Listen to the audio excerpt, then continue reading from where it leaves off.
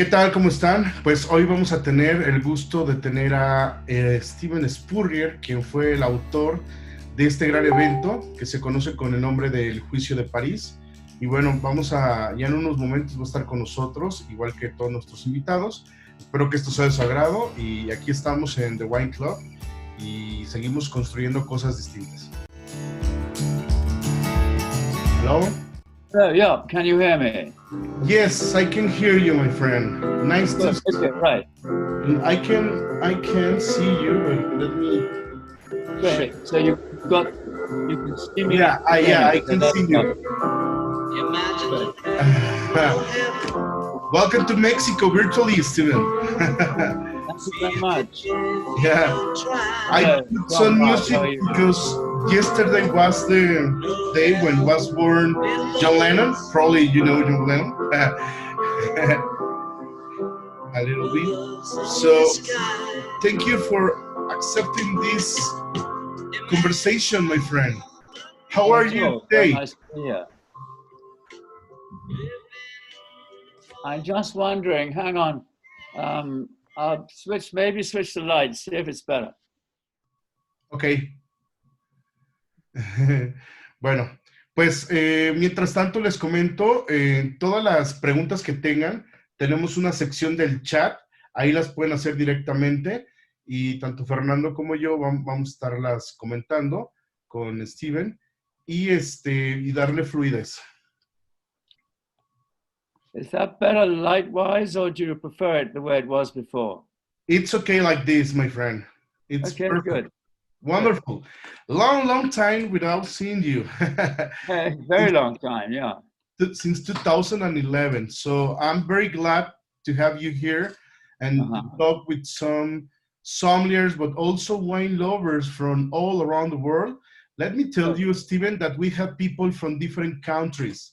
Actually, here will be the president of the International Association of Sommeliers, Andres Rosberg from Argentina. Oh, fantastic. And also we have people from Dominican Republic, Peru, Colombia, Mexico, obviously. Most of them are from Mexico. So we have the best sommelier of the Europe as well, best sommelier of America. So we will have a lot of people that are waiting for your comments. Thanks to be with us, my friend. Well, it's a great pleasure. Yeah, we are going to give a little 2 minutes just to begin with. For the people who doesn't know too much about the trajectory that you have, please let us know a little bit more about how do you start in this business, wine business. So what are you doing currently? And a little bit more about you. Well, that will cover a 56-year stretch, because I joined the wine business in London in Christopher's, who is the oldest wine merchant in London, in 1964 as a trainee. And I worked for them for a couple of years, and I spent 8 months in Europe learning more about wine. And then I got married in 68. We moved to Provence. I was out of the wine business. I was trying to build a villa. It didn't work. So we moved to Paris, and I bought a wine shop called Cave Madeleine in 1971, right in the middle of Paris. And in 1973, because I had a very substantial English-speaking clientele who wanted to learn about wine, and I opened l'Académie de Vin, which was the first wine school in France, first private wine school in France, and opened by an Englishman. And it was at l'Académie de Vin, because we were bang in the middle of Paris and we spoke English, that certain wine producers from California came to see me, and they brought their wines, and I'd never tasted California wine before. And so I got interested in California wine. So that was the base of the Judgement of Paris. Okay. And then, well, life goes on. That was 76. We remained in Paris. I wrote quite a few books in the mid-80s. Eventually, we moved back to England, to London as a family in 82, and I commuted to Paris. I sold everything up in France, in Paris, in 89, and turned myself into an independent wine consultant. I decided I wouldn't employ anybody ever again, except myself. And then I guess I joined Decanter in 1993, and I only left them in April this year, so that was quite a stretch. And I founded the Decanter World Wine Awards, which is the biggest and most prestigious wine competition now in the world. And in 2009, we took the step to plant some vines on my wife's farm here, because we have wonderful chalk soil, Kimmeridgian chalk soil. And so the first vines went in Bride Valley. It's called Bride Valley because we're in an area of natural beauty called the Bride Valley. And the River Bride runs just in front of our property. And we're halfway through the vintage. Today's Saturday. We weren't picking today. We will start again on Monday. 3 more days to go. Small vintage, much less crop than the last 2 years, but good quality. So I'm now based down in Dorset. Go to London occasionally, obviously, because that's where the wine trade is. And I guess at 79 years old, I'm pretty much retired. I'm an observer of the wine world and a participant in the sense that I have a vineyard. And also, I have a new publishing venture called L'Académie du Vin Library, which I'm absolutely thrilled about. And we publish 5 or 6 books a year. And we've just published a very interesting book called On Bordeaux. And that's our take Awesome. on Bordeaux. And it says, Tales of the Unexpected from the World's Greatest Wine Region. And do you have this book in Spanish as well, or just in English? No, they're just in English. I don't think we don't sell in bookstores. We just sell on private subscription. I don't think we'll ever go to translations. Not even no. It's just not what we're going to do. Okay. So that's it. So we're now in 2020. So it's 56 years since I joined the wine trade, and it's been a great life. The wine trade has given me more than I could have ever imagined. Yeah, I can imagine that. So for us, it's a privilege that we have you here to talk about the Juicio de París, or the Judgement of Paris. So many things around this thing, this blind tasting. So can you speak a little bit about how was it? How was the idea created, and how was the blind tasting process? Who was invited? Who were the wines that were tasted? Well, let's say that the idea began, as I said, we had L'Académie du Vin in the middle of Paris. My partner in L'Académie du Vin, because I was much more occupied with the wine shop, was an American lady called Patricia Gallagher. And she was very proud of being American. Her family had come over 300 years before on the East Coast, where they still lived. And she was very sad that she couldn't find American wines in Paris. And then when the California vintners came to see us, she got very excited and took her vacation, part of her vacation in California, went to visit with the help of Robert Finnegan, who was the top journalist in San Francisco. She went to visit Stag's Leap, Chateau Montelena, and half a dozen other wineries, and came back so excited. She said, Stephen, we must hold a tasting. We must hold a tasting of these wines because no one knows how good California Chardonnays and California Cabernets are. And I said, okay, great, Patricia, we'll hold a tasting. And we've been holding tastings every month for a long time. And we were holding tastings on wines in Chile. We bought the wines from the Chilean embassy, wines for Australia. We bought the wines from the Australian embassy, and so on and so forth. But the American embassy didn't have any interesting California wines. They had just had Almaden and things like that. So I said, Patricia, we need a peg to hang this on. And we're going to do it next year in 1976. And she said, the perfect peg is 1976 is the 200th year anniversary of the American War of Independence, 1776. And so that really was a great coincidence. And the French had been on the side of the Americans because the French were always against the British. And so that was our raison d'etre, so to speak. The judges, we were very well known and very well respected at l'Académie de Vin. So we called around and got, I think, the best 9 palates of France spread across a spectrum. We got Aubert de Verlaine of the Romanée-Conti. We got Pierre Bréjus, the head of the Institut des Appellations Contrôlées. We got Jean-Claude Vrignat, the owner of Taillevent.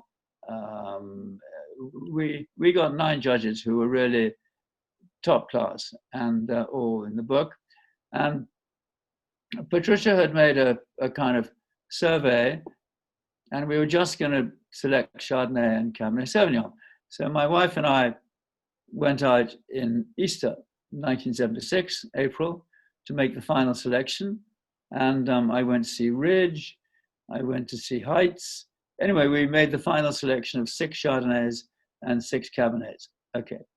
And I met up when I was there with a lady called Joanne Dickinson, who was taking a group of 22 vintners, California vintners, to France, to Paris, and then on a 2-week wine trip.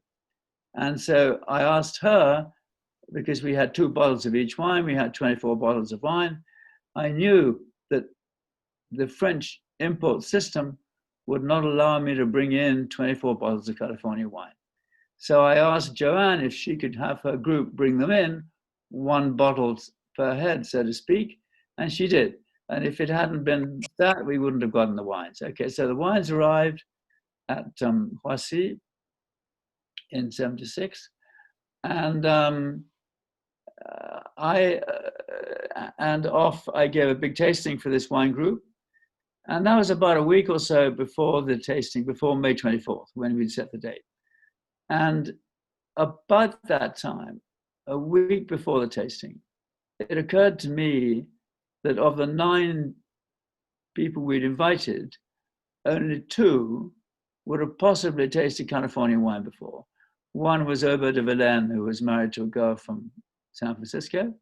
The other was Christian Vaniquet, who was the youngest head sommelier in Paris at the Grand Verfort, and he would certainly have tasted California wine before. But the other 7 judges, most of whom were quite senior, would not.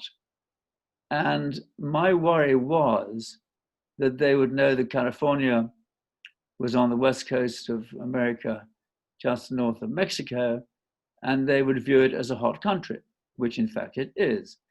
And from the French point of view, a hot country means the south of Spain, south of Italy. It means heavy, rather robust wines. Now, I'm not saying they would have judged them like that, but I'm saying that the risk for me was they would have judged them as good wines, but they wouldn't have given them quite the attention I needed. And the only way I thought I could get that attention was by turning it into a blind tasting. And so I put in the 4 top Chardonnays from my shop, Batin Montrachet, Puligny Premier Cru, Merceau Premier Cru, and Beaune-Clos des Mouches. The 4 top clarets from my shop, Chateau Mouton Rothschild, Chateau Aubryon, Chateau Lèvre Lascaz, and Chateau Montrose, all from corresponding vintages to the California wines. And Patricia Gallagher said, the tasters are not coming to a blind tasting, they're coming to taste California wines. And I said, look, I'll handle that. I think I can get it through. But if they don't want to do it blind, it won't happen. So the tasters turn up at the Intercontinental Hotel. They're all there. They're happy to be there. They shake hands. And I welcome them. And I said, you've come to taste California wines. but I thought it might be interesting to taste the wines blind against Chardonnays from Burgundy and Cabernet Sauvignon based wines from Bordeaux. Do you agree? And they all agreed. They said, pourquoi pas, pas de problème, because for them it would be amusing. So I won my bet. I got that through, and the rest is history. In the white tasting, we did the whites first. 6 judges put Chateau Montelena top. Here's Montelena. Wow. That's the 1993 version, but they've got a little, you probably can't see it, a little Eiffel Tower on the back. Let me show you something, because let me show you something, because some of us, we are going to have a tasting as well. We are going to try to recreate the same bottles, but a new vintages. All right, okay. Oh, gosh. Now we are going to taste 6 different wines from that selection. We are going to try Chateau Montelena, Bon Clos de Mouche on Pouligny Morachet de Olivier Leflay, and then Chateau Mouton Rothschild, and Lioville Casse, and Stag's Leap. Perfect. Anyway, so 6 judges put Montelena top, 3 judges put Chalone, which was my choice, top. So not a single judge, this is most important, voted one of the top French white Burgundies top. And I think the results of the white wines were announced while the whites were being cleared away and the reds were being set up. And that created a certain amount of consternation, not panic, but just consternation. And I think some of the judges were determined that it wouldn't happen again on the reds. Because when they found a wine which was evidently Californian, very rich, like Mayacamas, they marked it on the 20-point scale, things like 4 out of 20. Well, you don't do that. So there was, I think, a little bit of, and I've always thought, in hindsight, the reason that Stag's Leap 1973 made from 4-year-old vines on the advice of Andrei Chalachev got the top marks is that the tasters probably thought it was French. Anyway, and I've been through the numbers. There have been complaints that marking out of the 20-point scale, having 9 judges, adding their numbers up, dividing by 9, is not statistically viable. Well, I've been through the numbers every which way, and I've gone through the preferences of the judges, because I had all their notes, and it stands up. It stands up dramatically for the whites, but it does stand up for the reds, that Stag's Leap did win that tasting. And Ridge came 5th. Mouton was always 2nd. Mouton was always the next best wine after the California wines. I redid the tasting in New York in 1986 with Alex Delachine, Robert Finnegan, Alexis Bespalov, Bartholomew Broadbent, a really fantastic panel. And Georges Lepre from the Ritz in Paris came over, and Claude Duval came top. And instead of having 2 wines in the top 5 in 86, there were 3 California wines in the top 5. And the Bordelais, we only redid it with the reds. The Bordelais had said, you're tasting our wines far too young. Taste them 10 years on and you'll see a different result. Well, we did see a different result in California's favor. And then in 2006, we did the 30-year anniversary on the day at 10 a.m. in the morning in California, in Napa, with 9 judges, and at 6 p.m. at Berry Brothers and Rudd in London with 9 judges. And when the scores were added up and coagulated, California took the first 5 places. 6th, of course, was Mouton Rothschild. Ridge won by a long shot. And so that proved that in the early 70s, California was making really, they were trying the hardest possible they possibly could. And France was not, for 2 reasons. One was that they were resting on their laurels a bit because they were French. The other was that they weren't investing because even the first growths were hardly making any money in those days. And you can't make top quality wines if you don't invest. And so in 2006, we did a not blind tasting with clarets from the 2000 vintage and Napa Valley Reds from the 2000 vintage. And the clarets wiped the floor with Napa, totally and utterly. And so that proved that if in the early 70s, France had been resting a little bit on its laurels, it certainly was not in the early 2000s. And that on the contrary, California, which was pulling itself up by its bootstraps and trying to make the best possible wine it could in an unforced way, was going a bit for fruit bombs, and they'd lost the plot. They got it back now, but that's it. So that's the story of the Judgement of Paris. Wow, very nice, very interesting. I cannot imagine the faces of especially the French people, after you announced the results.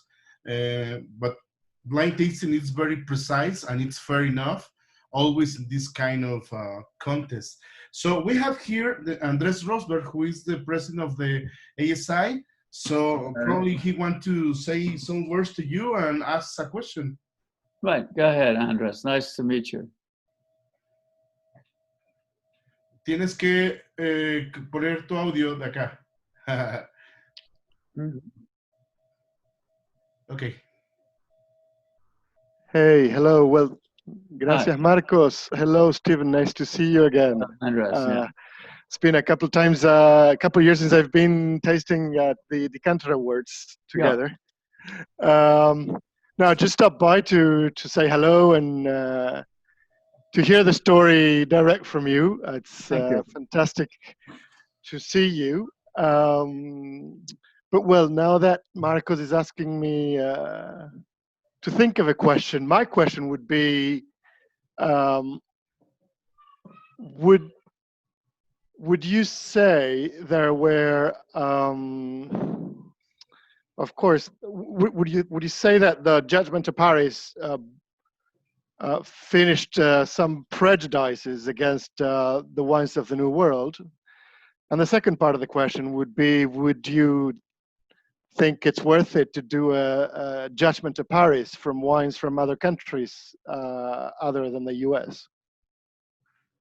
Well, I mean, I think it was a benchmark tasting in the sense that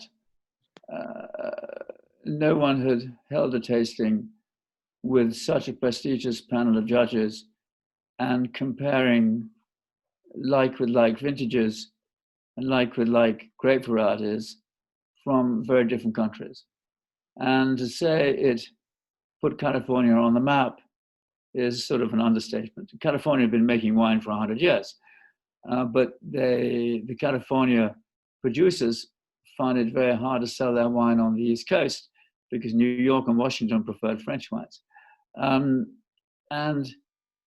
then, but what the most important thing I always say of the Judgement of Paris is it began to level the playing field between wines of the New World and wines of the Old World.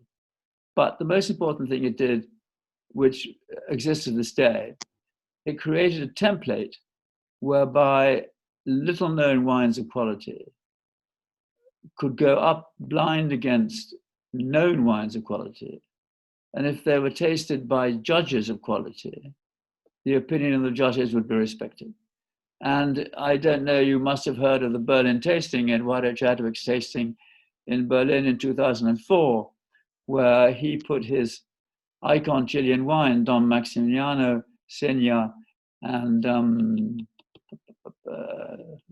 third one, I can't remember, Vinedo Chadwick. He put them up against the first growths and Solaya and Sassicaia, and he won. He won in Berlin, first, second, and fourth equal. And so that was a complete copy of the Judgement of Paris. But Eduardo, because there were certain doubts about there were no doubts about the result of the tasting. It was held in front of the 40 best palates in Europe. But he took it on the road for 10 years. He held 22 tastings with his wines, always up against the first growths and the Super Tuscans. And he had his wines in the first three 55% of the time. So, I mean, he used the template that the Judgement of Paris had created to put Chile on the map. And Certainly. it really, it kind of means that no wine should be excluded. It doesn't matter where it's from. It doesn't matter what it costs. If it's good, its character and its quality should stand out. And one of the ways of allowing it to stand out is tasting it blind or alongside a recognized wine of quality. I mean, it's the same in tennis. You know, you have Djokovic and you have Wimbledon, Nadal, who's just won again the French Open. I mean, these are competitions. I'm not saying that wine tastings should be competition. Of course, well, they should not be.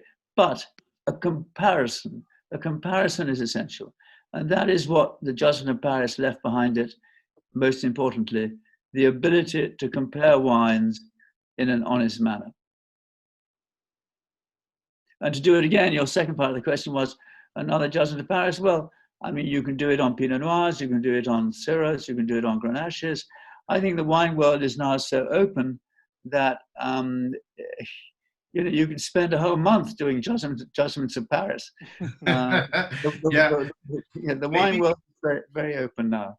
Maybe we should start to do the Argentinians versus French Malbecs and Chardonnays or Cabernets. Well, I certainly think, for me, and I've judged quite often in Argentina, it's not only Malbec, but it's Cabernet Franc, which is most important in Argentina, and the blends. Malbec is a fantastic grape, but it blends, in my view, most of the time it's most successful in a blend. Obviously, the wines of Catena and certain others are in a category of their own, and Catena is making a wine equivalent to the first growths.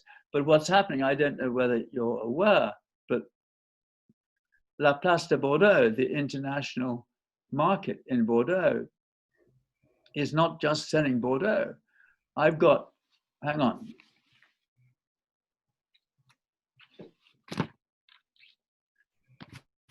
I've got a tasting booklet here called Beyond Bordeaux.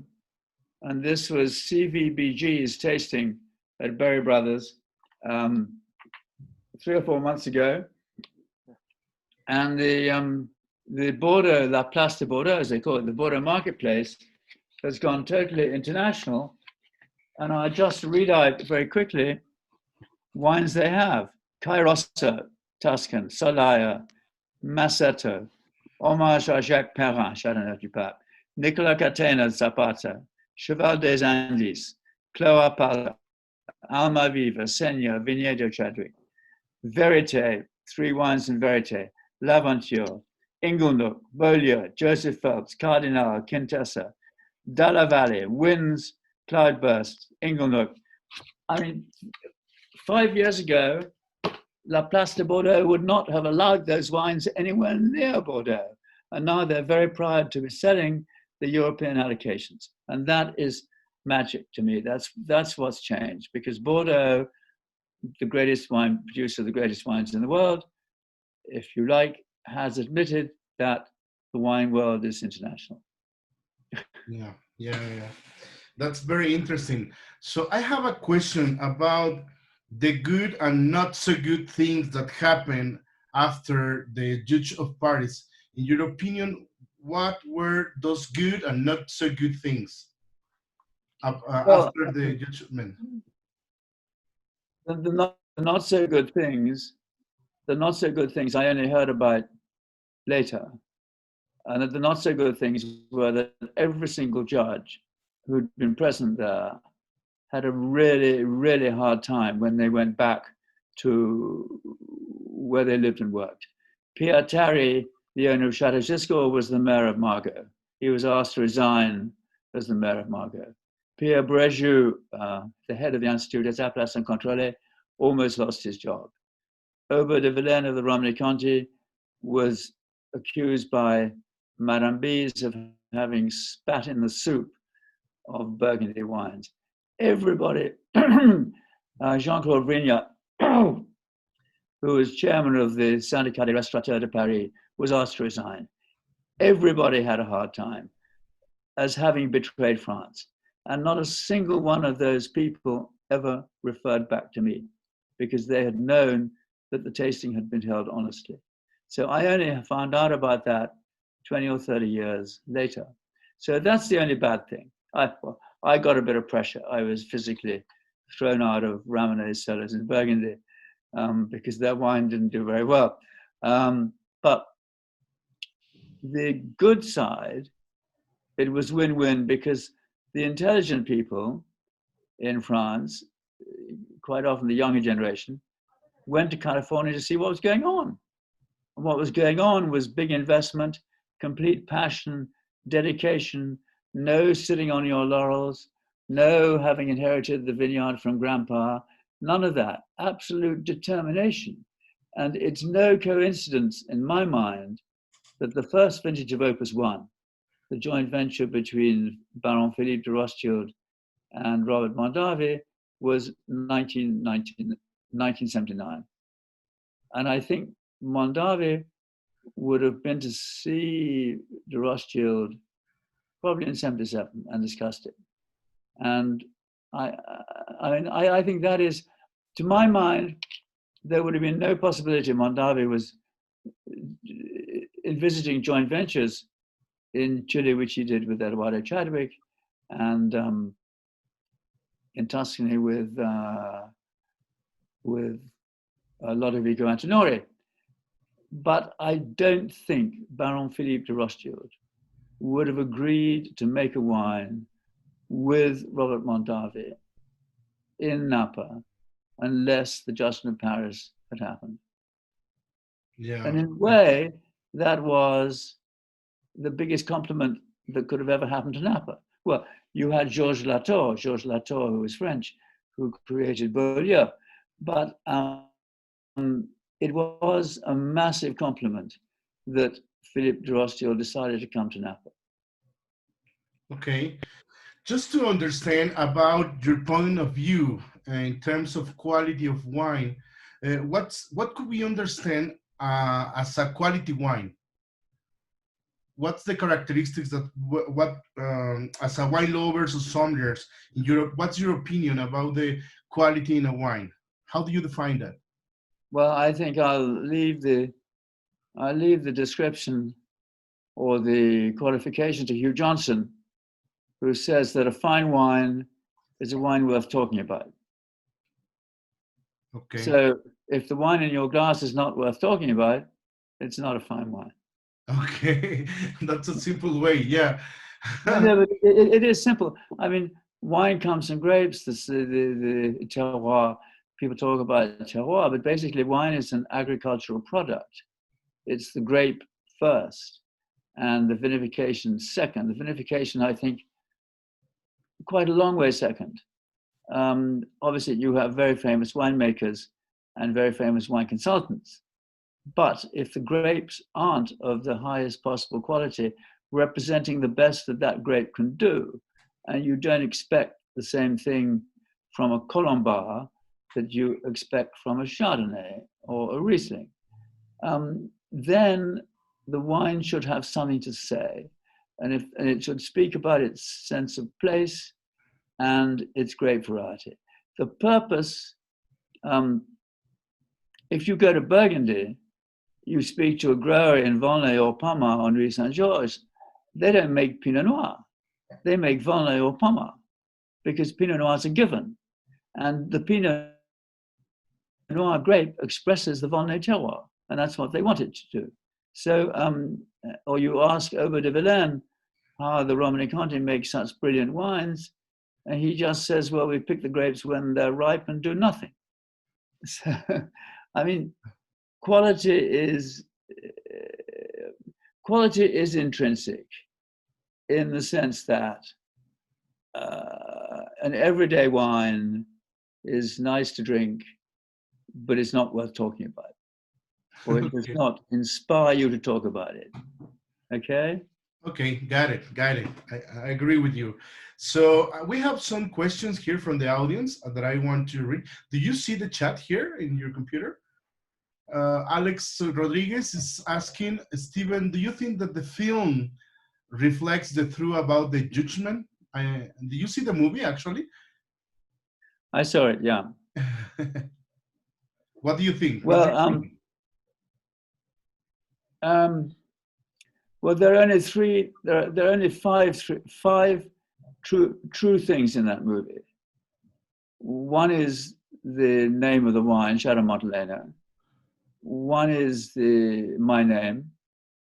One is the date that the event was held, and that's about it. The movie is pure fiction, and I had to hire some lawyers. My son is married to a girl who is the head of BBC Films, and she put me in touch with the top intellectual property lawyer in the UK, and I got a copy of the script, and it was both defamatory and rubbish. And so I sent this to my lawyers, and they sent it over with my comments and their comments to the Hollywood lawyers, whose only reply was, we didn't even know Mr. Spurrier was still alive. So that's the amount of attention that Hollywood had paid to the movie. And the reason that movie got made is that there was a plan to make a movie called The Judgement of Paris. And Chateau Montelena got wind of that. And very plainly, you can't make a movie on two wines. And if you're going to make a movie on The Judgement of Paris, you make it about Stag's Leap wine cellars. So Montelena got wind of that, and the Barretts put up $1 million to finance their own movie.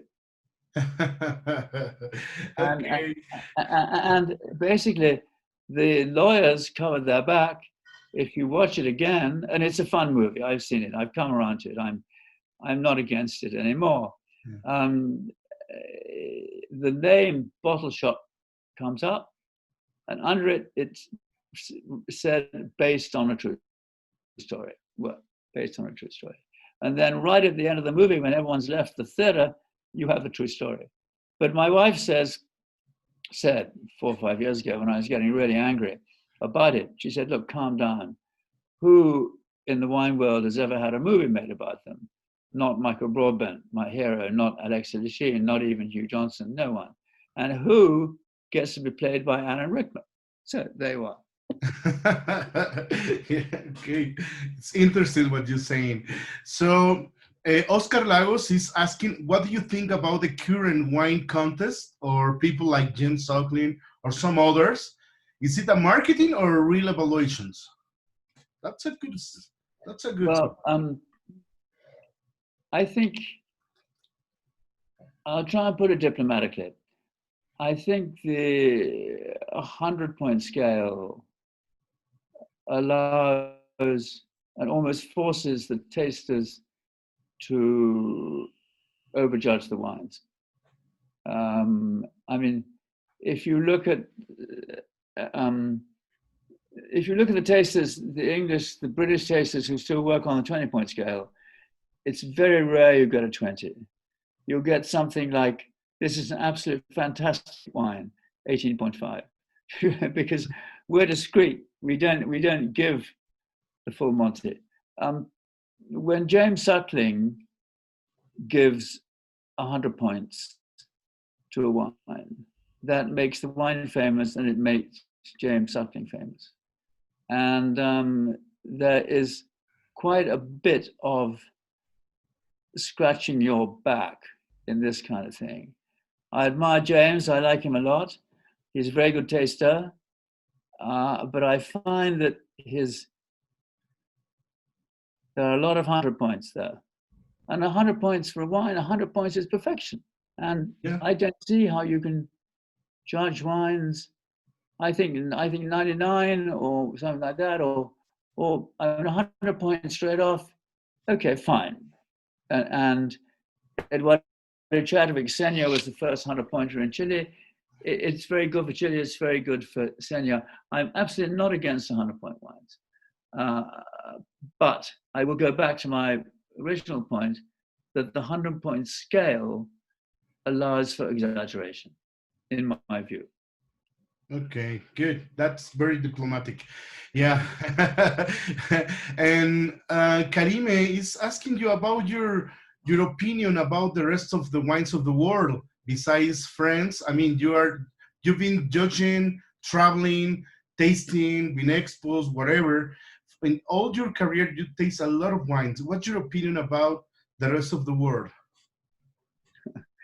Well, my wife and I spent 4 or 5 days over New Year's in Uruguay. And I mean, I love Uruguay. It's absolutely tiny. It's pocket-sized.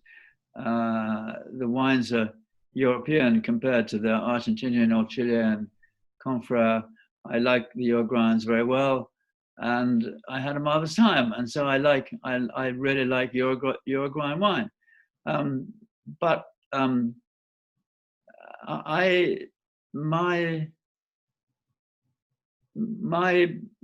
interest now, and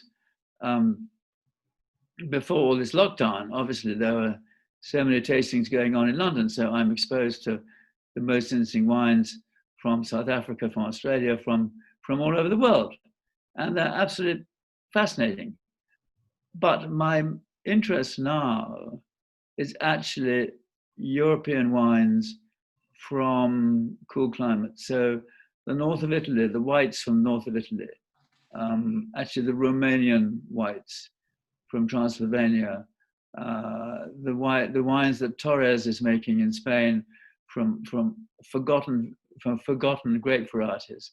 There's all this Europe is going back to the future. I mean, they're reinventing themselves in the most fantastic way. And, obviously one can't travel anywhere nowadays now, but I honestly don't intend to travel internationally for wine anymore.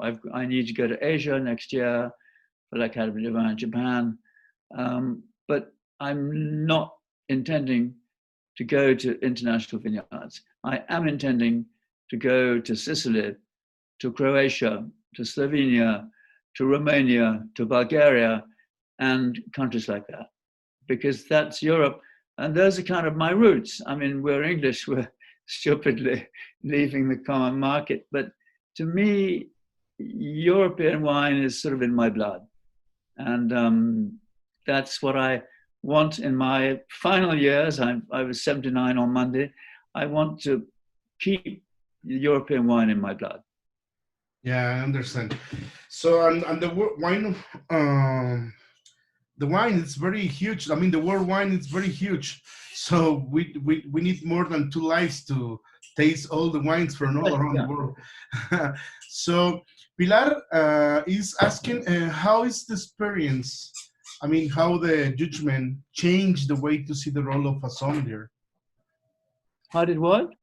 I mean, how is the role of sommelier after this Judgement? If they, well, I mean, the Judgement of Paris is 45 years ago, so you've got almost 2 generations of winemakers there. The Judgement of Paris is an historic event, and I think it should be conceived now as such. And it should be conceived in the same lines as phylloxera, that it just happened, and life, the vibrancy in the wine world is so exciting now that every time it's rather like a kaleidoscope. Every time you pick it up, it's so totally different. You cannot possibly reproduce what you see in a kaleidoscope one time to the next. And as you say, you need 2, 3, 4, 5 lifetimes to taste all the wines of the world. I mean, we are so lucky, it doesn't matter what generation you are, but I mean, the generation today, people today are so fortunate to have the quality of wines being made today at affordable prices. And obviously, we all know that the icon wines are getting very expensive. I mean, basically, it's £100 to come in, so to speak, £200, £300. Well, I can't afford that anymore. I simply cannot afford that anymore. So I'm buying wines at £25, £30. And even Jancis Robinson said for her, everyday drinking, the sweet spot was between $10.99 and $14.99. So that's $20.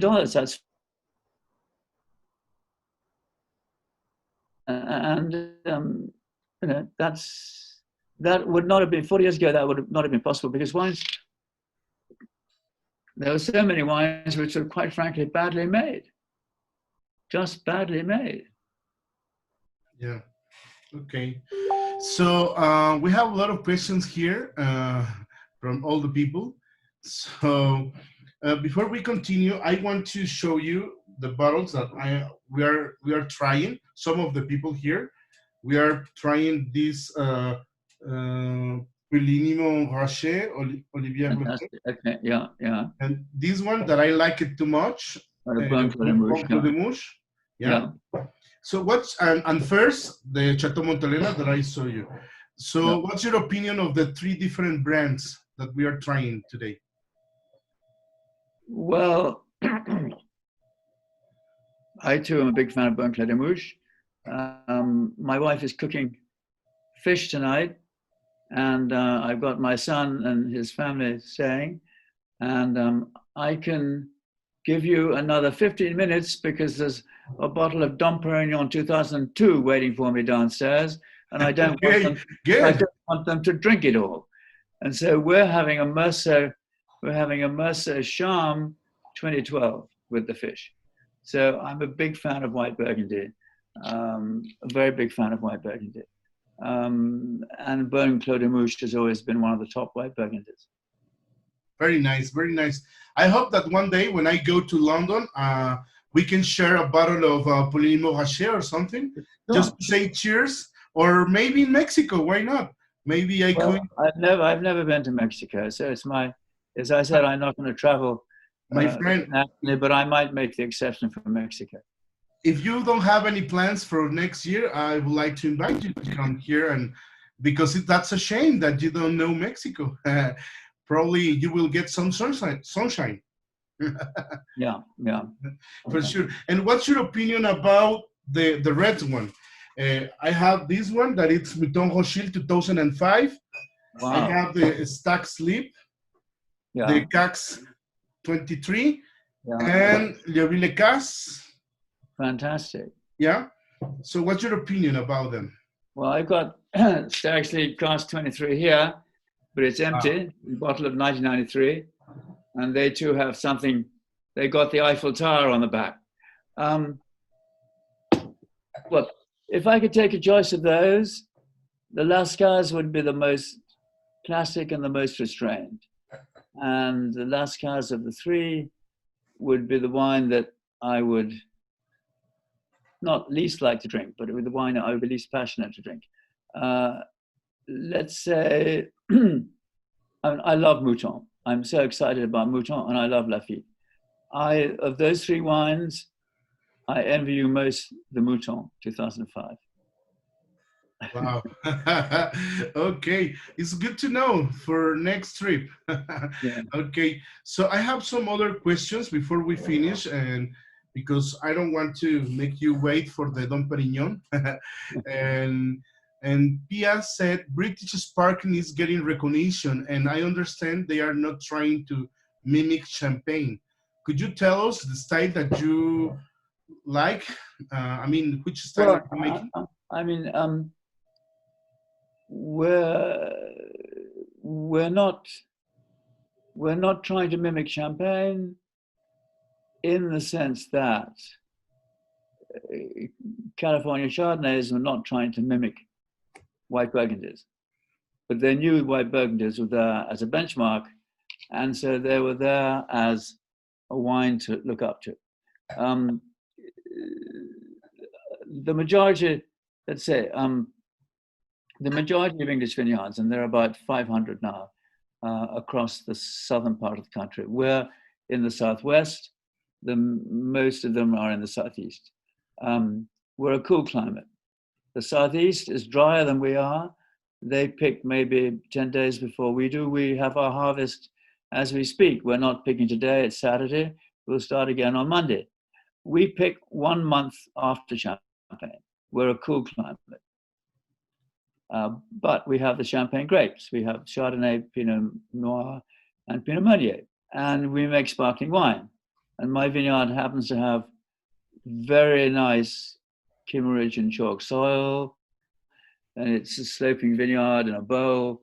We planted over 1,000 trees as windbreaks. It would be very difficult to, if you taste a Bright Valley sparkling wine and the Champagne, it would be very difficult to tell which is French and which is English. Because even though I love our wines being described as English hedgerow, the epitome of an English summer, we are making wines which are very similar to Champagne. And with one exception, actually, I was in Champagne on a Grand Cru vineyard, Juicio, with one of the producers of Champagne Grand Cru.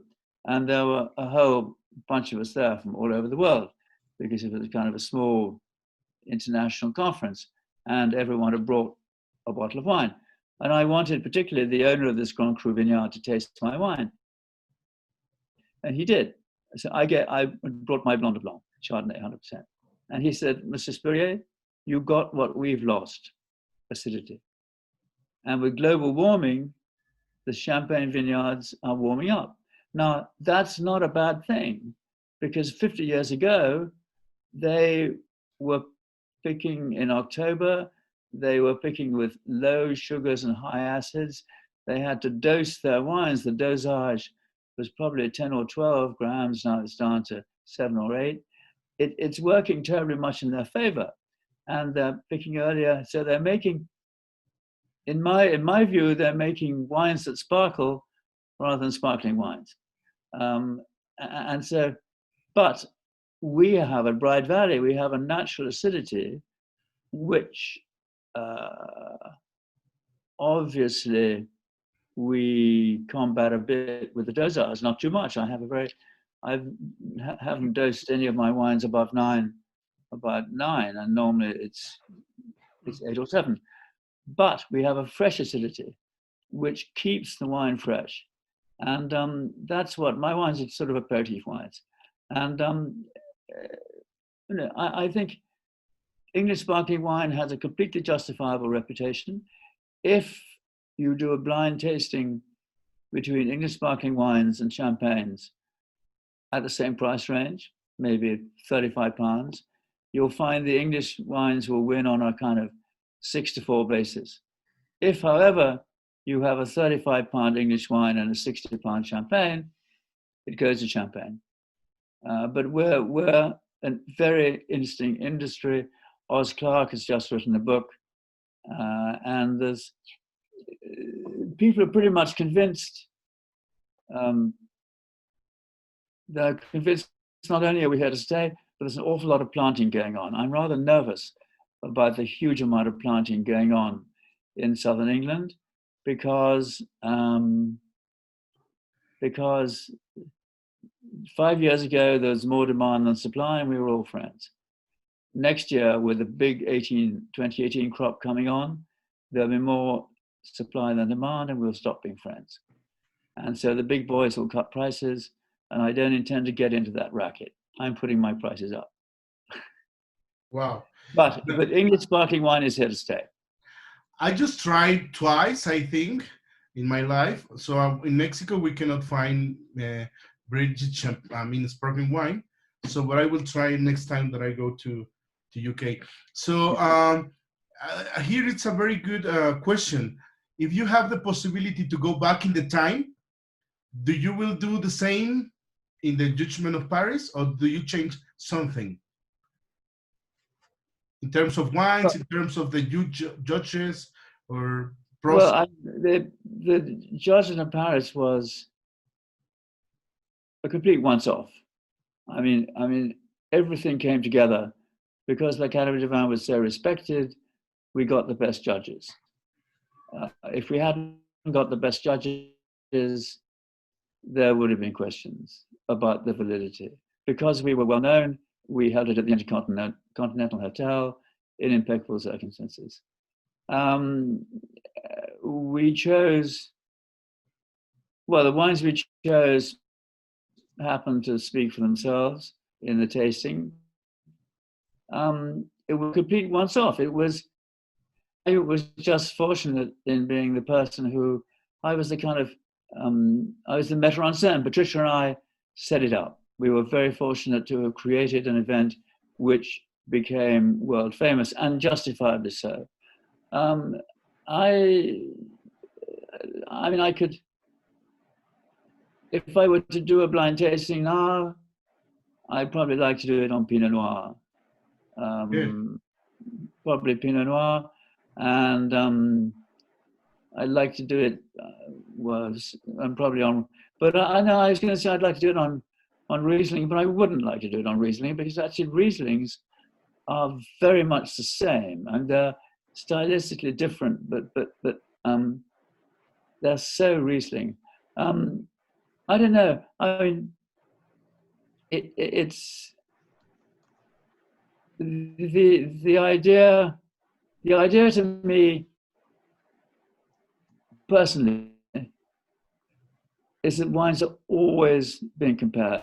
The Meursault Castet we have tonight, I'm going to taste it and drink it, not as an individual wine, but thinking of the vintage, 2012, thinking of the producer, Domaine Tessier, thinking of the vineyard, Les Castet, and thinking my mind will just flip over the other Meursaults I might have had. So, and that'll just take me 30 seconds, but it will be judged sort of as part of my memory bank.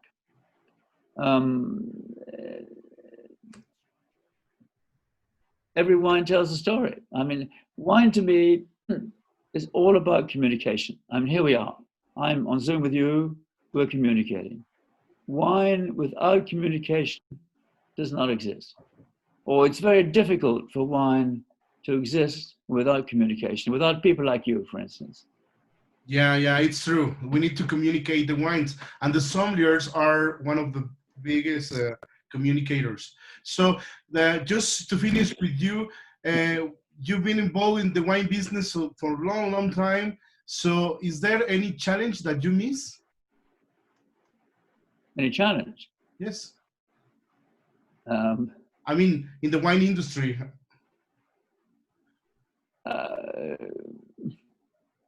I think the biggest challenge in the wine industry is to keep the public interested in drinking wine.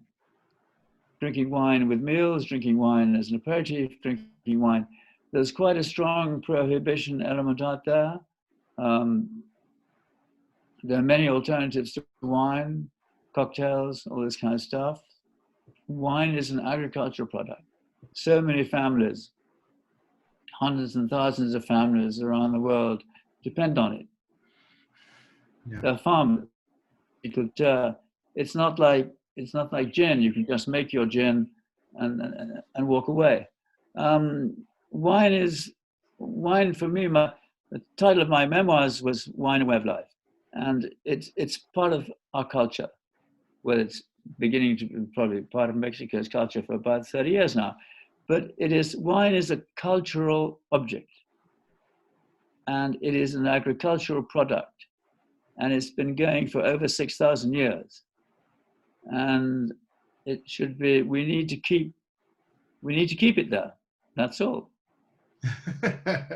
Yeah, it's very nice to listen this from you, my friend. Many people here are just waiting for this kind of comments to continue with the communication. Oh, My friend, thank you very much, because I know that you are a very busy guy. And where we can contact you? Do you have any? Probably not. I don't know. Social media, or the people? Yeah, well, I think the best way to contact me is by email. I mean, Yeah. I am on social media, but I don't look at social media. So, but I do look at my emails. Perfect, Steven. Anyway, we've been on for an hour. It's been great fun. I'd like to say goodbye to you all. And thank you so much, Mark, for having invited me. And, my pleasure, Steven. And I hope to see you here in Mexico. First time. All right, we'll do it. Goodbye. Bye.